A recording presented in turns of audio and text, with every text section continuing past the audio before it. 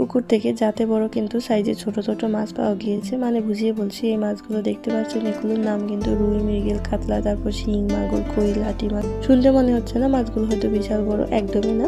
পুকুরে পানি শুকিয়ে যাওয়ায় সময়ের আগে মাছগুলো ধরা হয়ে গিয়েছে। এর আগেও মাছ ধরার একটা ব্লগ করেছিলাম, সবাই অনেক অনেক পছন্দ করেছেন।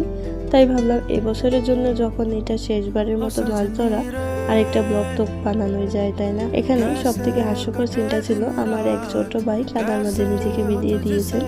ওনার মাছ ধরার থেকে কাদামাটিতে গড়াগড়ি খাওয়ার আগ্রহটাই বেশি।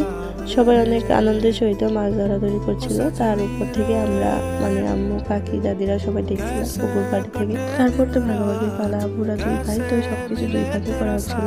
আম্মু আর কাকি মিলে কাজগুলো করছিল আর আমি উপর থেকে তদারকি করছিলাম। এটার সাথে ওই মাছটা ম্যাচিং। আসলে সমান ভাগ করতে চাইলে সমান সাইজের দুটো মাছ খোঁজা খুবই প্রয়োজন। ইফতারের পর ভাত খাওয়ার জন্য তাজা তাজা মাছও ভাজি করেছে, একেই পুকুরের মাছ, তার উপর তাজা খেতে দারুণই ছিল। ভিডিওটা এই পর্যন্ত দেখার জন্য অসংখ্য ধন্যবাদ। কোনো অংশ যদি ভালো লেগে যায় তাহলে পেজটা ফলো দিতে একদমই ভুলবেন না।